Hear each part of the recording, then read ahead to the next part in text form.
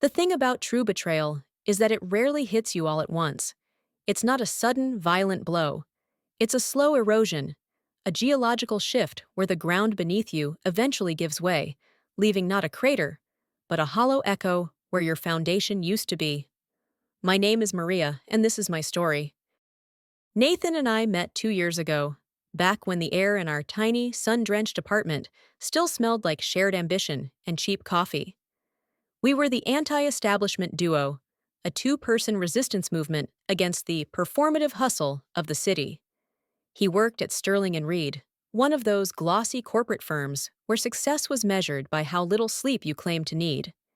He would come home every evening, loosen his tie, and launch into a spectacular, cynical monologue about his day. The principal target of his venom was always the same: the highborn, the inherited wealthy, the ones who didn't fight for anything. "You wouldn't believe them," he'd say, gesturing wildly, while I buttered toast.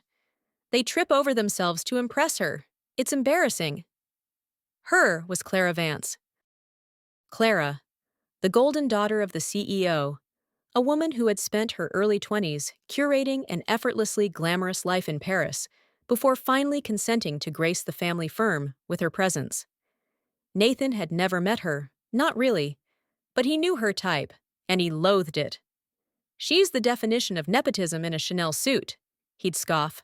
"They all treat her like the second coming. Not me, though. I'd rather quit than play that game." I believed him. I thought we were different. I thought he was different. We spent 2 years building a shared world out of mismatched furniture and shared convictions. Our dates were fiercely authentic: late-night talks in dive bars, weekend road trips in my ancient hatchback, making fun of the city's endless parade of pretenders. Nathan was my anchor, the man who saw the ridiculousness of corporate life and chose our small, messy truth instead. Then, Clara actually started working at his office 6 months ago. The shift wasn't immediate. It was insidious, masked expertly behind professional necessity. Initially, he maintained the sarcasm. "Guess who I had to brief on the quarterly projections today? Miss French Riviera herself. She spent the whole time on her private chat, talking about a gallery opening." He rolled his eyes, but the energy behind the mockery felt forced, less genuine. The first change, the one I should have recognized as the sign of a serious infection, was his wardrobe.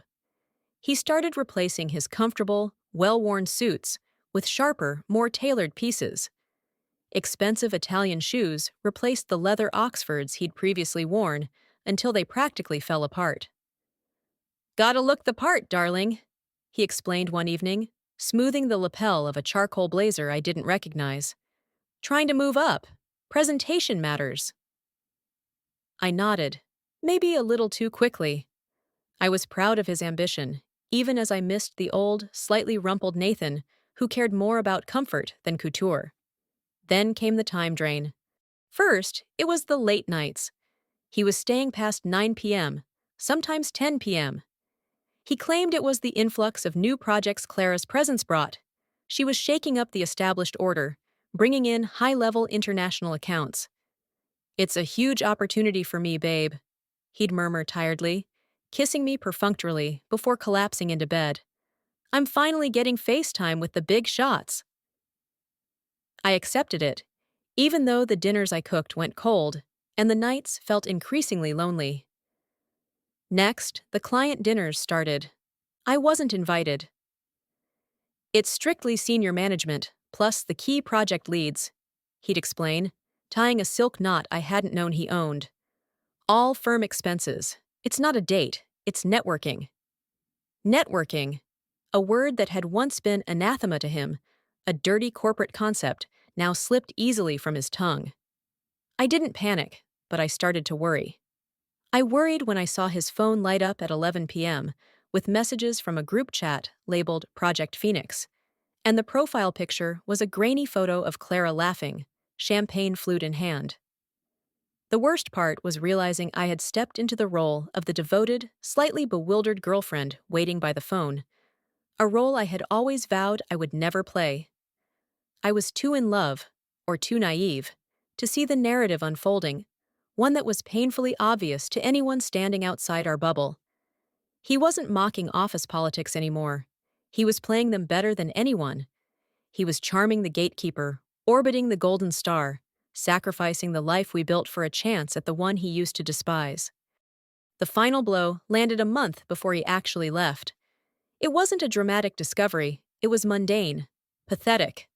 I'd gone early to Sterling and Reed to drop off a forgotten presentation folder he desperately needed. I knew the receptionist, Maggie, and she ushered me past the security desk and toward the senior management floor. As I rounded the corner of the polished oak corridor, I heard laughter spilling out of the corner office, Clara's office. I paused, preparing to knock, and recognized Nathan's voice, smoother and higher-pitched than the one he used with me. And I told him, "Look, Greg, if you're not willing to put in the FaceTime, you'll never get the transfer. Some people just don't understand how this place works." Clara gave a sharp, brittle laugh. "They're amateurs. They still think it's about merit. Nathan, darling, pass me that Velvet Vine menu. I need to order us some lunch." Velvet Vine menu. Amateurs. Merit. I stood there, the heavy folder slipping slightly in my sweaty hand. The Nathan I knew, the man who mocked the performative ambition of his coworkers, was now them. He was teaching others the rules of the game he claimed to hate, ensuring they knew their place at the bottom while he cemented his own spot closer to the sun.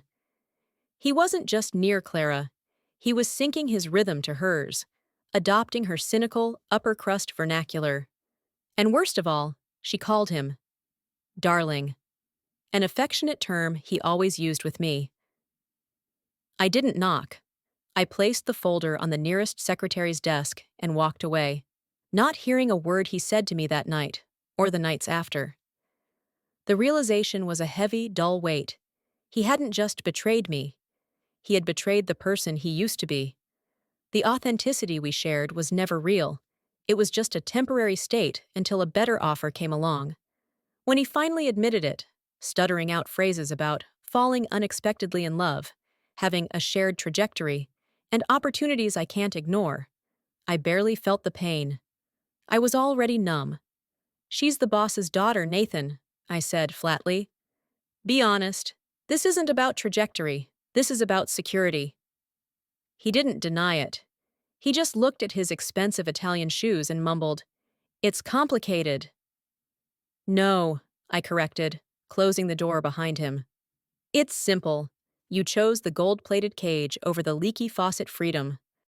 The months that followed were characterized by the kind of sharp, cleansing pain that comes from cauterizing a deep wound. I worked. I moved. I started cultivating my own life, one where my self-worth wasn't tied to the approval of a cynic-turned-climbing plant.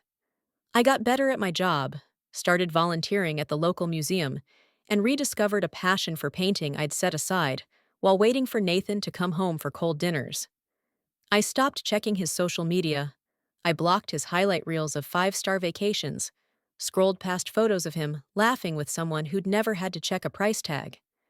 And slowly, the image of his back walking out the door became overlaid by the image of my own future. Then the inevitable happened the other day. It was a Tuesday evening, and I was celebrating a major deadline completion with my colleague, Sarah, at the Monarch, a ridiculously trendy, dimly lit restaurant downtown. This place was usually outside my budget, but Sarah insisted on splurging. We were seated in a plush velvet booth near the back, talking about everything and nothing, nursing expensive cocktails. I felt light, confident, unencumbered. I was mid-sentence about a disastrous office holiday party when my words snagged in my throat. I saw him. Nathan. He was seated at one of the small pedestal tables near the main window, bathed in the soft amber glow of a designer lamp. And of course, he was with Clara. They looked like a magazine spread, meticulously curated and utterly inaccessible. Clara wore a sleek black dress that looked impossibly expensive and required almost no effort on her part. Her hair was pulled back perfectly, revealing diamond studs that caught the light like tiny, sharp stars. And Nathan. He was wearing the tailored blazer, a fine shirt, but something was terribly, fundamentally wrong. He looked diminished. The clothes no longer looked like an expression of ambition. They looked like a uniform. The vibrant, biting energy that had defined him was gone, replaced by a subtle slump in his shoulders and a stiffness around his jaw. He looked tired, older than his 32 years, and terribly, terribly anxious. He was leaning forward, talking intently, gesturing slightly with his hands, trying to engage her. Clara, meanwhile, was not looking at him. She was utterly, perfectly glued to her phone, a sleek, oversized model encased in what might have been tortoiseshell or perhaps some precious stone. Her expression was one of mild, beautiful boredom. She would grunt occasionally, a sound that wasn't acknowledgement, but more of a reflex, like a cat swatting at a dangling toy without looking up. Her focus was entirely on the screen. Nathan was, quite clearly, just background noise. He wasn't her partner. He was an accessory she had bought, deployed to fill the chair opposite her at high-end restaurants, and she was already bored with the purchase. He had chased the gold-plated cage, only to find the glitter flaking off in his hand.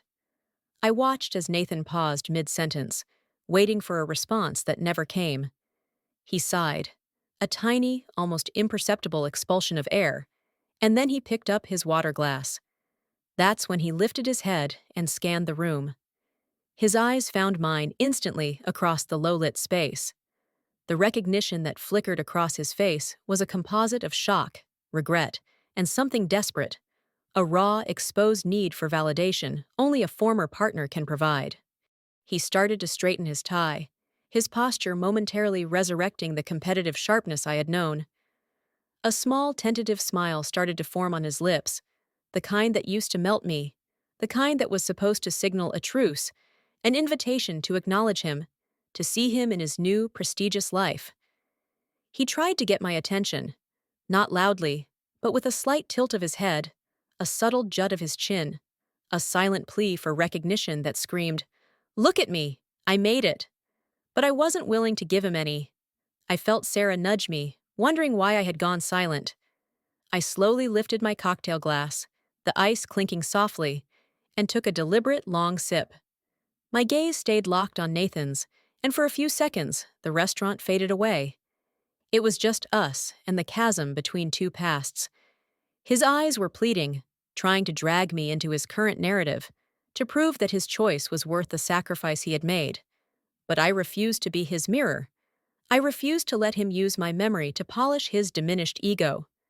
The dramatic part of me, the old, hurt version, wanted to deliver a perfect, scathing retort, to walk over and ask if he was enjoying the client dinner with the woman who treated him like a footman.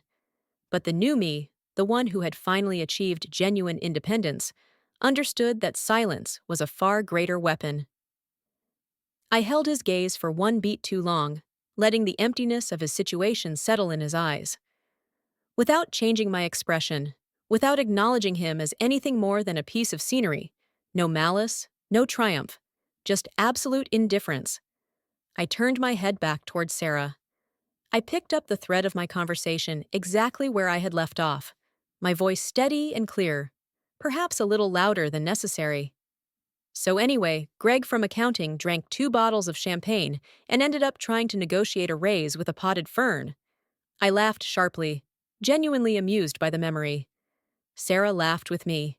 We leaned in, conspiring, sharing secrets and genuine connection in a way that Nathan and Clara, trapped in their gilded isolation 15 feet away, clearly could not. I didn't turn back, but in the corner of my eye, I saw Nathan finally drop his gaze. He slouched back against the velvet bench, his hand running awkwardly through his hair, defeated. The suit looked too tight. The money looked too heavy. He had won the prize, but he had lost his value. He was just another accessory, and I was finally free. If you have ever been betrayed by someone you love, drop your story in the comments below. Let's build a thread of proof that our self-worth is far more valuable than being an accessory. If you're thinking, I could never rebuild like that, or I'm too broken to start over, hit subscribe right now. Because this channel is about sharing stories about how we become the best versions of ourselves. never alone. You won't want to miss the next story.